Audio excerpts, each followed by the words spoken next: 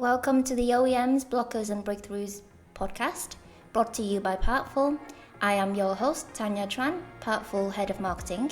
With me is my co-host, Sam Burgess, CEO of Partful. We're here to share real stories from real companies and real people to help OEMs overcome challenges and be amongst those most forward-thinking teams. In this episode, we'll dive into the main pain points that OEMs after-sales buyers experience today.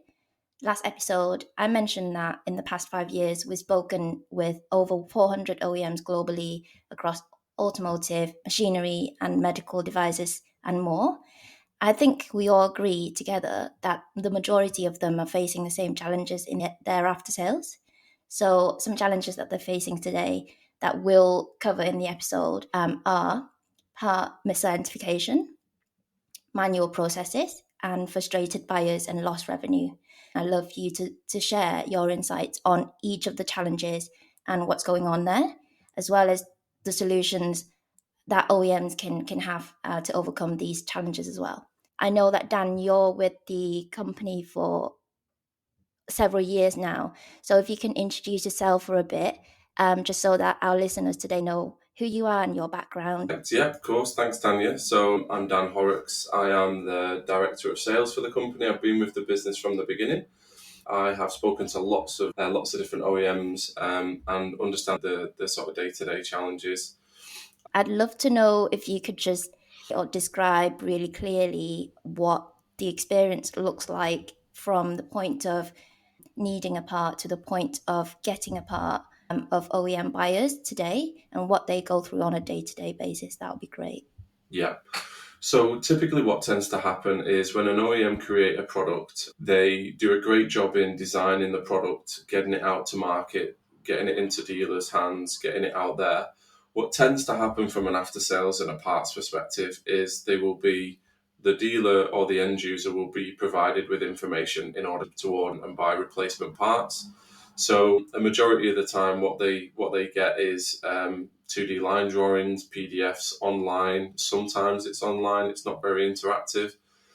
So that's typically what tends to happen. And being completely upfront and honest, the parts element of the sale of machines tends to be kind of forgotten and not really prioritized, I would say, which is what leads to all the issues later down the line. But I think what's really, really important to mention is after sales and parts is a massive revenue driver, which is obviously one of the main parts of today's podcast. And so if you get that aspect right, it can have a tremendously positive impact on just about everything. So I think today and in the last sort of 30 or 40 years, not a lot has changed with after sales and parts catalogues dramatically, but it's starting to change. And I think, we're having a key part to play in that aspect. We used to talk about, that theory is all well and good, but the practice is always a lot more difficult.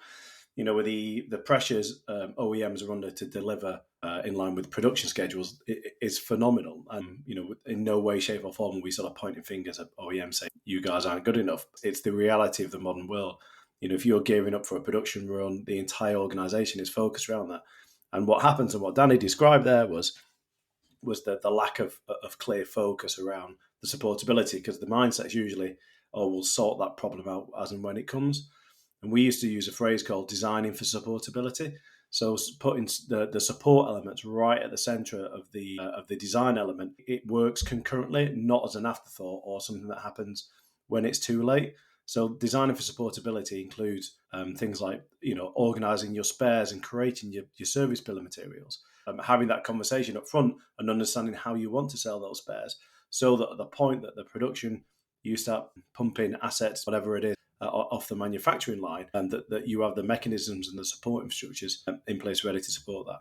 And there are so many examples of organizations just not being able to do that for a million different reasons. And what happens is when it comes to customers buying parts, customers understanding how to use, maintain and manage those assets, it becomes a nightmare. And then the OEM is on a constant regain trying to catch up to where they should have been if they'd have done it in the first place. It is so interesting, the concept of designing for supportability. And as you said, it seems like the current practices that OEMs using in 2023 are still very, very outdated. and there must be consequences to that. And I'm wondering, I want to circle back to what Dan said earlier around the revenue and the kind of the percentage of revenue of after sales contributing to the overall revenue that OEMs are achieving on a yearly basis. There must be a negative impact on that revenue because the OEMs are not adopting designing for supportability. So I want to go back to that and to establish a bit of a foundation or kind of a background knowledge on the proportion of revenues from after sales to the overall revenue. So what percentage do you often see after sales contribute to the overall revenues that OEMs have on a yearly basis? So it varies quite widely and depends on the size of the company. I would estimate between sort of 20, maybe as far as up to 40% of the overall revenue comes from after sales and spares. In the bigger the company, the more established you become, obviously the higher that number. I think if you take Ford as an example, that's a great one. I think last year, Ford actually made more money from their spare parts last year than the sale of cars. When you actually think about that, that's pretty insane. But I would say for a majority of the OEMs that we speak to, it's anywhere from 20 to 40%. I think the profitability of spare parts is significant. For traceable traceable parts, it's about 2.5 times. For non-traceable, it could be sort of 10 times the sort of profit margin. So the actual profit margin on spares is significantly greater than on new asset sales. And this is what the likes of the big OEMs do really well. It's leveraging the value of your legacy fleet that's currently in service. And I think if you're just a small, reasonably sized OEM, and you've got £2-3 million worth of assets that are being operated around the world globally, if you think the value that each one of those individual assets is worth to you from a spares perspective, and if you were able to get your documentation, able to get your parts ordering process really, really nailed down, the value to you without producing any more equipment is significant. I think Dan's numbers there are actually the 20 to 40%. I think those numbers are based on current technology trends. I think with the onset of technology, those can significantly increase. It's amazing because you've literally just spoke my mind. I was going to ask the question around what would that percentage be if the technologies would be better. And that's amazing to hear that the percentage could be a lot higher than that. I think revenue is always on top of mind for most OEM kind of decision makers, C-suite owners, managing directors. When it comes to revenues, there's a lot of the factors that affect the bottom line of a business. And I think one thing that's really, really important is the customer experience and customer loyalty. And I know that you've had a lot of conversations over the years with not just the OEM after sale teams, but also with the buyers, the dealers of the OEMs themselves. So I want to hear some stories, if you have some, Dan, when, throughout the years when you spoke to these dealers who actually went through the whole process and have been going through that process, that manual process for years, how they feel and what they think about that process, and do they yearn for any change? I think being upfront and honest, I think when we started the company, parts identification was probably our biggest and most prevalent sort of value proposition. As time's gone on, as customers compete with other companies, etc., customer experience has become even more important. When a product breaks down, the end user is likely to be frustrated in the same way we all are. They might even look to see if parts can be found elsewhere online. I can think of one example in particular where we had a customer who thought that they had an amazing relationship with their dealer network. And then before we started a project, we recommended to do some NPS scoring. They'd not done that before, and it was really interesting how the NPS score came back. And from all of these, I think there's about 100 dealers that were interviewed and surveyed. And it was very clear that there were some holes in the way that they work with them from an after-sales and parts perspective. So I think as time's gone on, we've become more aware of how important customer experience is. And I don't think it's been something that has been at the forefront of every OEM's mind until more recently. I drove past a dealer quite recently down in Peterborough, and it was a massive dealership. They had John Deere, they had Caterpillar, they had New Holland, Mountfield. So you're competing with all of those companies. If you don't provide a good experience in terms of when things go wrong, then you better believe that your customers will get frustrated. Well, I think Danny covers there the B2B sort of experience, and there's also the B2B2C experience that we're also able to cover, and that we're seeing evidence of as well. I think our key stakeholders that we're engaging in, chief marketing officers, head of marketing, those people are getting far more involved in decision making and in orchestrating how to engage with the customer from a parts perspective. It can be such a brand differentiator. If you've got an after sales solution that connects digitally with your consumer right the way through the life cycle of that asset, what an opportunity that is, and organizations are really jumping on the back of that and really seeing what could be done with the connected technology, certainly that we're offering in particular. Yeah, and I think speaking from my own kind of experience as well as a marketer, we tend to think that marketing only takes care of, when the product's out, when the product's done and designed and made and assembled together. That's when marketing people jump in and like, well, right, it's time to promote now. But actually, no, because marketing takes care of the brand, and the brand has so many elements within the umbrella. So you have the trust, the reputation, the identity, the customer experience. And customer experience is not just, when they see an advert or when they actually go to the shop and buy the new product, it's after that as well. So when the customer takes the product home, if it breaks, what's going to happen? And that's when, when things break is when, the customer experience or the brand gets tested the most. So for marketing people, it's really, really important that we take care of the customer, not just, before they buy something, but also after they buy the product as well. So, yeah. That's an interesting take there, Tony. If I can ask you a question on that then. So, if you were, say, a marketing executive at a major OEM and there was the opportunity to increase your after sales, your customer experience, what you're saying there is that you would actually use that as a key marketing theme within your overall marketing strategy, and you would go to market with that right at the center of what you're doing because it's such an important thing. Is that right? Yes, that's correct. So if you could imagine the go-to-market strategy, usually people think that the go-to-market strategy only includes like promotional campaign to like increase the sales numbers of the product. But actually, the go-to-market strategy usually covers a whole load more than that. So it's promotional of the product features and, value proposition and things like that, but also what's going to happen when after I buy the product or the customer buys the product, and when the customer buys the product after that, how do they get taken care of? And that's when, if the customers get taken care of really, really well, what they'll think is that the loyalty increases, and also the customer then comes back to buy even more products from you. So not just the first product that they buy, but also after that, they'll love you even more and they'll come back and they buy more stuff, like additional accessories or even additional products or additional items. And it's not just that, but also the word of mouth and the kind of the added brand kind of coverage will increase after that, because once they are happy with you, they will then tell their friends, their families, their network, their colleagues all about your product, and then more people will come and buy it from you. So it's kind of like that multiply effect of the brand. So the after sales is not just like something that is being forgotten about. It's something that should be taken into account when you go to market with the product.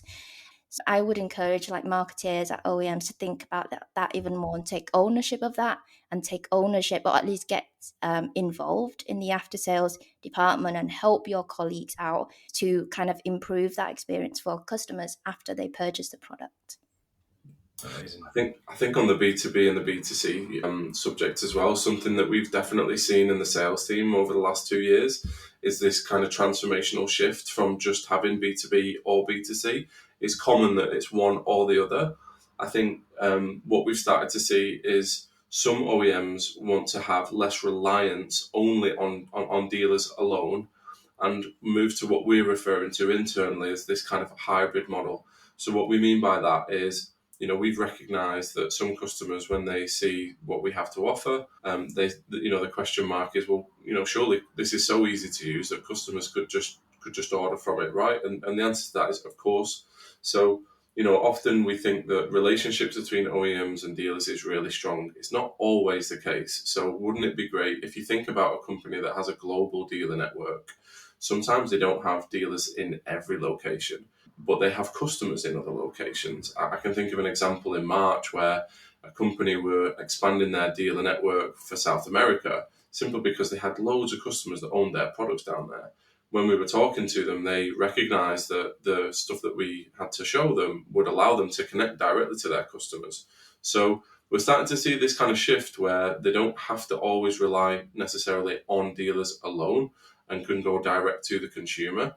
That is massive because on the point of revenue, dealers make money from selling parts because they get a discount from the OEM, but they tend to also, in some cases, sell the parts slightly more expensive to the customer. So kind of everybody wins. So the customer can get what they want by ordering.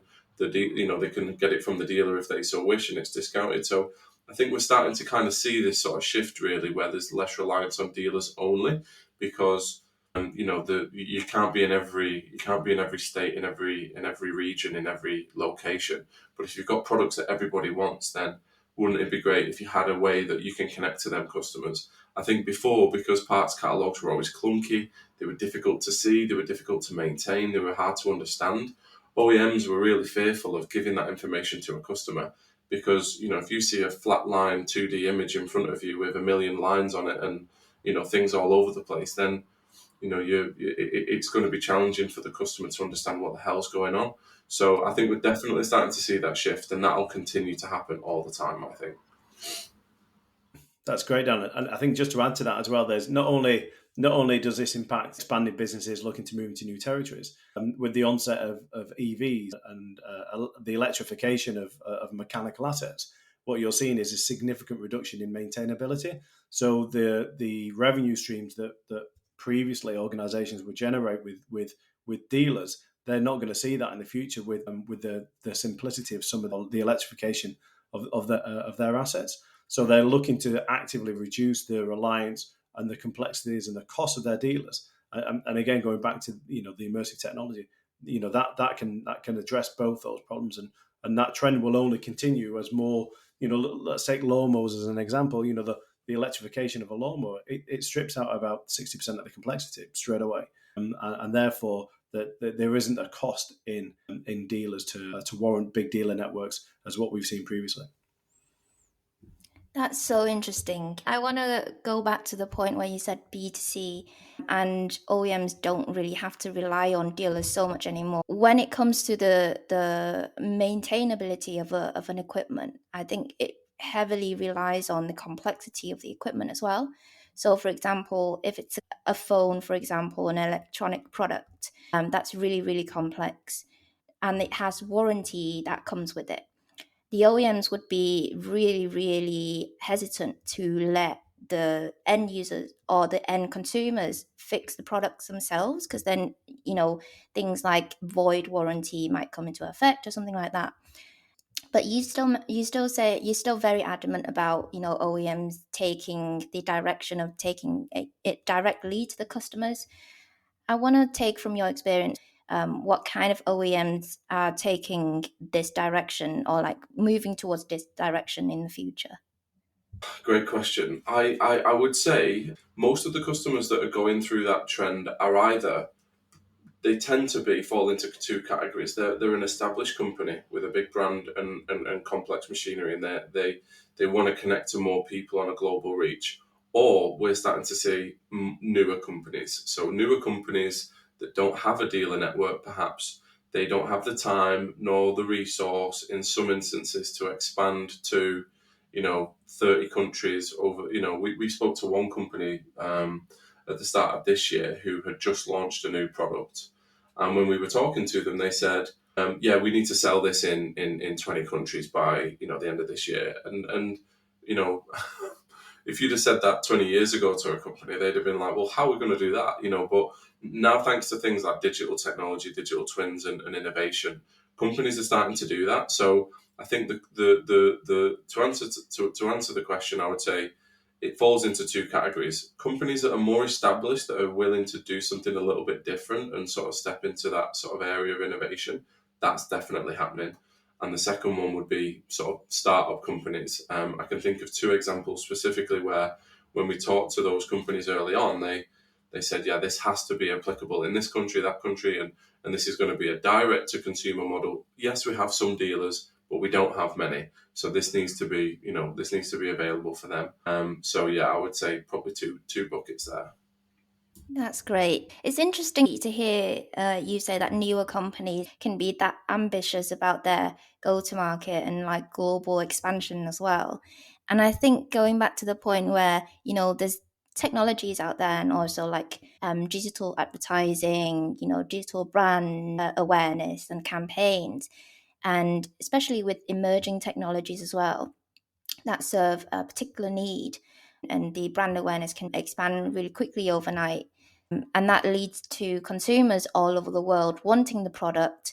So I would agree with these new companies. Like, why would you have to wait to actually get a dealer network in that particular country to serve those people? Why don't you take the product directly to them with global shipping available nowadays, right? And with that comes, after sales. Once you've sold that product to, say, you're based in America, you sold that product to someone in Japan, for example, then you need to think and take into consideration how you will serve that customer after the customer receives the product. So things like, parts identification, how to order the part easily, conveniently, and also being able to diagnose when things go wrong, how to, replace a part, things like that, then you need to take into account before you even launch the campaign in that particular region. I would imagine that our product would play a role in that conversation as well, because if we haven't shared with the listeners yet, we have a product portfolio of not just parts catalog with full e-commerce capabilities, but also work instructions, which serve the two elements of that after sale. So you buy a part, but you also will be able to use work instructions to understand how you will fix that product. And I wanted to ask, from your experience, you've both made some really clear points around a lot of OEMs nowadays do not have those areas nailed down. What are the consequences that you've seen in your years of experience working with OEMs for not having part identification nailed or designing for supportability nailed down? I mean, parts misidentification, where to start on that one, it's massive. I think I spoke to one company last year. They ship millions of parts all over the world. They got 20% of their parts orders wrong. Now think about the cost of that. It's enormous, because they have to still pay the shipping and the postage fees. If you think also about the going back to customer experience, if there's in the same way that if you take your car in for a service and the parts aren't available and you can't pick it up for 2 weeks, how you feel about that experience is never good. Dealers, in particular car dealers, have got really good at stocking spares, and they've got, it's one of the most established markets in the world for that sort of thing. It's the same when, if you take your lawnmower into a dealer, and it takes days, weeks, even longer to get the part that you need and get any sort of feedback and update. It affects everyone. It affects the OEM's relationship with the dealer. The dealer's now disgruntled that they've not been able to identify the part and get the right one. You've got a disgruntled end user at the end of it, so everybody has lost. Everybody has lost. Just to do a bit of a deep dive in parts identification, I think one of the main issues around it is that people tend to call parts different things. So I remember one customer in particular, they had a global network of about 200 dealers. One of the main issues that they had all the time is that they'd receive a call or an email or a photo, and they'd spend hours and sometimes even days trying to decipher what the hell they were referring to. So, there's this telephone or email tennis backwards and forwards trying to decipher some sort of cryptic message when, really it doesn't need to be that way anymore. And this is part of the reason we're called Partful. One of the things that we always try to measure when we're talking to a new customer is order fulfillment. And order fulfillment, just to kind of explain that a little bit more to our audience, order fulfillment is a very, very simple KPI or a metric that everybody should measure. And that is measured by what is the number of orders that come in a typical week, month or year, and what is the number of orders that go out. Now, you divide the number of order inquiries by the orders that get fulfilled, and that gives you your order fulfillment. Now, I would say 90% of the time when we speak to a company, order fulfillment rates tend to be between 70 and 80%. Now, that seems crazy. I've just bought an electric scooter from a product, from a company, and I go to order a spare part. But, if you put an order inquiry in, you would expect to receive that order. So often order fulfillment and that metric is a lot lower than you'd expect. Now, that's because parts identification is a nightmare, and customers will just go elsewhere to try and find and fix what they need. I have a million stories about this. I lived in Juba in South Sudan for a while, and we had a generator that powered everything. We was running a workshop out there, and it was our lifeblood.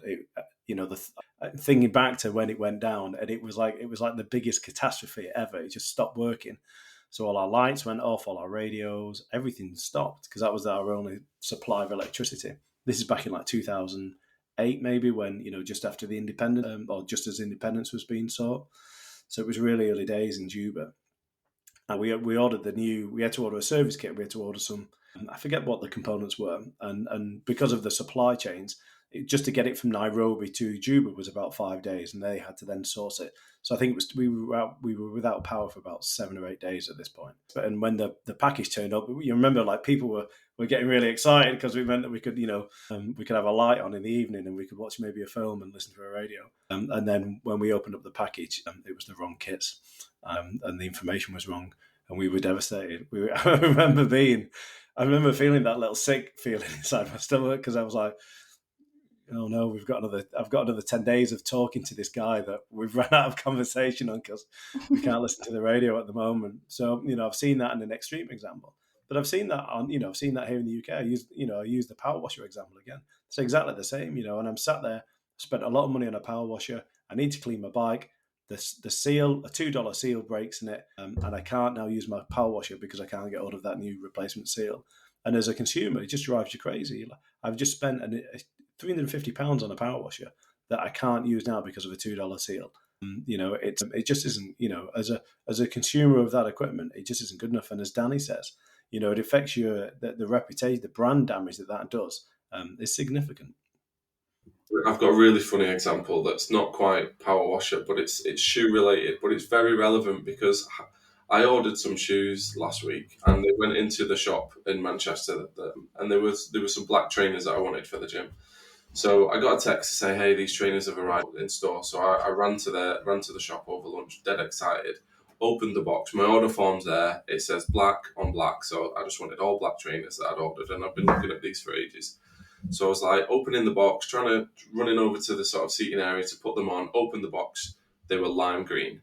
So, like, two things happened there. I was absolutely devastated because I was really excited, but I haven't blamed New Balance, because it's not New Balance's fault. It's the shop's fault, because they told me to order it online because I get a discount, and I've gone to order it online. I've gone to pick it up, and that exact process of frustration. I'm not disgruntled with New Balance. I'm disgruntled at the shop, which in our example is a dealer.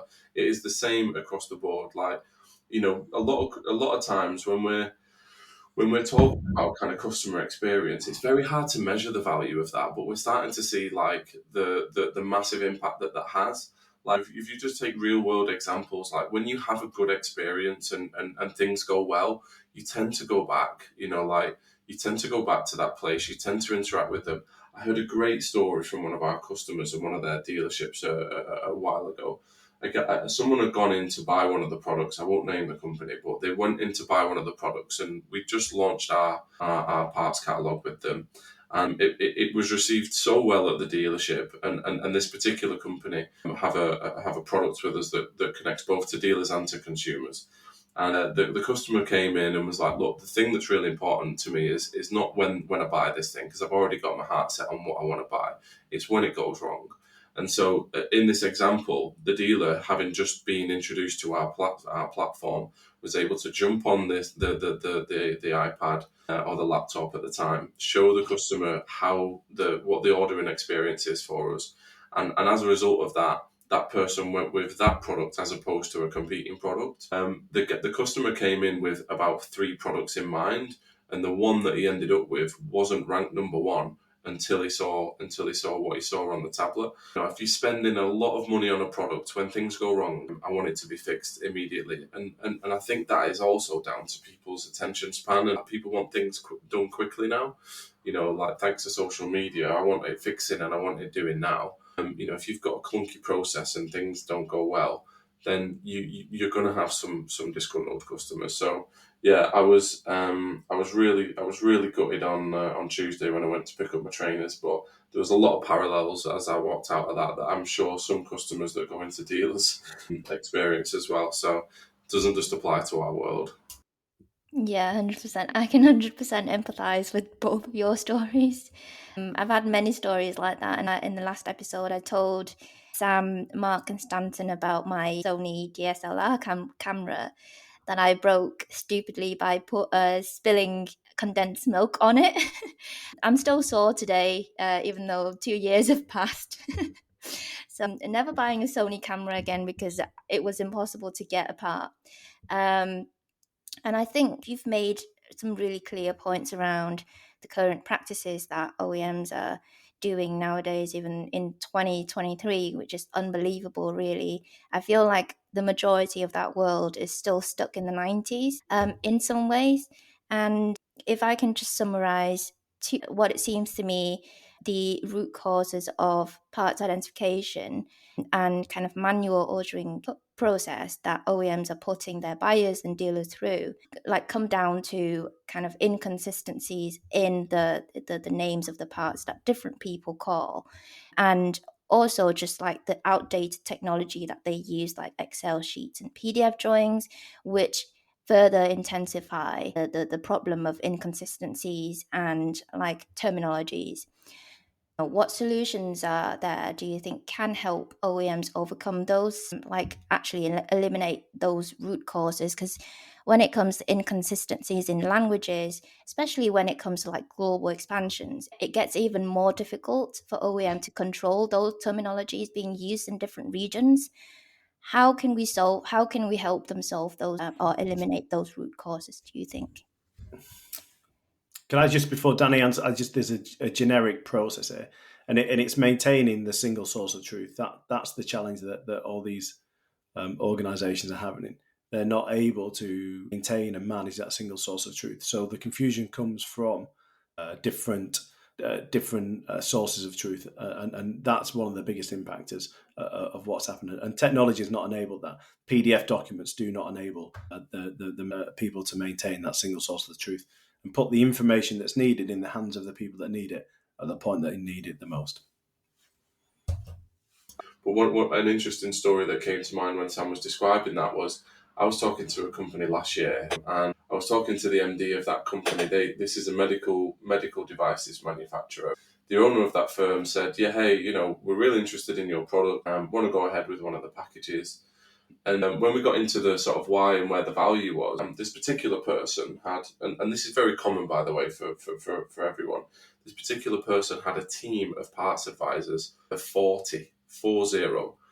So when I questioned this a little bit more, I said, can you just describe what that team does on a day-to-day basis? And it was everything that we've described around parts misidentification. It was they man the phones, they have a giant inbox where these inquiries come in, they try to decipher what's going on, and they fulfill orders, basically. And I said, 40 people, that's crazy. He said, yeah, well, the thing is as well, the challenge that I've got is one around recruitment and retention. It's not a particularly exciting job. It's not particularly well paid, unfortunately. His attrition rate was something like 25% year on year. So he would have to find another 10 people each year to replace the 10 that have lost. But it would take them about a year to get up to speed, because obviously these are technical experts that need to understand the products really, really deeply. So one of the reasons we ended up working with that company was because that particular owner was keen to try and do something different. And I think one thing that happens all the time is people just sort of stick to what they know, and what they know might be hire more people. Let's throw bodies at it. Let's not look at technical innovation to try and solve this problem that I'm having. But we're starting to see that some companies are trying to look at innovative technology to try and answer some of those problems. So, but I think to go back to the original question, I think companies, what they could do to improve this is just plan for it better. That's great. What are the details that you think, in terms of what are the tactics that OEMs can adopt to be able to overcome that, make their, not just like make their staff happier and also more productive and efficient, but also eliminate that part misidentification, that manual ordering process. There's trends in technologies, and I'm sure that you have solutions that you can advise and offer to the OEMs nowadays. So I just want to sort of expand on what I said earlier, because I think for anyone listening, I don't want you to think that we're a company that would effectively replace entire departments. In actual fact, what a lot of companies are doing, and this is really relevant with the example I shared before with the 40 parts advisors. What we're now seeing is, in a couple of cases where we've gone live with projects, by having that manual process work that you've just described there, Tanya, having that somewhat automated allows the parts advisors to remain in role, but it allows them to focus on more of the complex items that come through the door that take up all of the time. But at the moment, if I give you an example, we had one customer who had quite a large parts department. As a result of what we've done with them and automating a large portion of that parts team were never hired really to kind of man phones, man emails, kind of this reactive state. They were actually hired to have a really strong relationship with dealers all over the country. So, over time, because things are so clunky, so messy, they were pretty much just stationed at headquarters, and just reacting to this kind of chaos of parts information coming into the network, coming into the headquarters, sorry. But now what we're seeing is that particular company, a lot of the manual stuff is now automated thanks to what we've done. And that has now allowed them to go out into dealerships. So in the example I'm sharing just now, they've got their parts team out on the road a lot more, which is what they like. And what they want to do is build relationship with dealers. And now what they're doing is focusing on making sure all the lowest replaceable units, the common sort of spares items, are stocked in the dealership. So it's a win-win for everyone. What we're doing is removing that clunkiness and removing the manual stuff to allow people to focus on other tasks. Most people in these technical parts teams don't just do one thing, they do lots of things. So it just frees up more time to focus on things that add more value. We're talking about an industry that's never been digitalized. There are holes all over the place, and the opportunities to increase efficiency and just do things considerably better are so immense. It almost keeps me awake at night. I say almost. I sleep really well. It almost keeps me awake at night because the opportunities and the around what can be done with technology in this industry is phenomenal. This is really where I can see the technology advancement just changing people's lives, and that for me is the exciting thing for sure. Yeah, just to kind of echo what Dan said earlier about we're not trying to replace after sales advisors. What we're trying to do is, if I can use the analogy of the marketing people, 10 years ago, 15 years ago, marketeers used to be the people who write ad copies on newspapers or go out and like hand out flyers or just at events doing the running about logistics work. Sometimes marketing people can like run PRs and things like that, but it was very much about that reactive state as well. Like when the product is ready, that's when you need marketing people to do the promotion, to do the advertising, to do the PR and positioning. But with technology nowadays, you can automate a lot of that, including creative AI copies, designing and video production and things like that. But also, I think what empowers us the most is the data behind it. So a lot of the technology nowadays can, collect data and business insights and analytics that empowers marketing people to make decisions from the top down. And it allows marketing people to actually get involved with the senior management and make decisions even before the product gets into research and development. And what I'd like to see after sales people to become, or to kind of embark on the same journey that marketing people embarked on years and years ago, which is, you know, getting away or departing away from that reactive state, and with technology like Heartful, allowing after sales people to get that data blind spot removed, So to be able to actually collect the data from the part sales, from the product breaking down, how is it performing out there on the market with the consumers, understanding consumer behaviors, and use that data to empower them to move up and become one of the key stakeholders within the OEM businesses. And we'd like the after sales people to become strategic people, creative people, and data driven people, like the marketing people have done over the years as well. So just a bit of an aspirational kind of motivation quote for the after sales heads and managers and advisors out there. That's a really good analogy there, Tanya. Like really, really good. That we're starting to see that. The data that we're capturing, the insights we're able to sort of offer back to OEMs is transformational, and it's only going to get better. And that's the exciting bit. Yeah, 100%. I think we've had a really, really productive conversation, and I just want to summarize some of the things that I've learned from you both today. The current practices that OEMs are still having in 2023 are very, very outdated because of the lack of technology, and after sales department tend to get forgotten. They're still using Excel sheets and PDFs and 2D static kind of systems, kind of the Windows 98 looking systems for their after sales and taking care of dealers as well as customers. And that leads to part misidentification and also manual processes. The root cause of that to me seems like there's an inconsistencies in the terminologies and the languages that these dealers are using, or consumers are using across the regions that these OEMs are operating in. And I'm not trying to kind of toot our own horn here, but 3D technology. Toot it, Tanya, toot it. 100%. And I feel like that's the reason why I joined the business, nearly 8 months ago now. 3D technology seems to be the solution here, and digitalization and also integration of the after sales department into the wider business seem to be the solution and the ultimate solution to remove a lot of these kind of problems and blockers that OEMs are experiencing. And it's not just coming from us, but also from dealers that, Dan had conversations with over the years, end consumers. And I think all three of us are end consumers of a lot of the OEMs as well. We experience that, and we understand that from the very end consumer kind of perspective. I would encourage OEMs to think about the change that they could make. I know that it's really, really daunting to change or transform your whole operation, but it's good to kind of take little steps towards that change. And we as Partful fully understand that, and we work with OEMs globally to help them take that very first steps. It's not all or nothing. You can take the very first steps and transform over the months, over the years. We can help you and enable you to do that as well. So I think that concluded our conversation today. Thank you for joining me, Dan and Sam.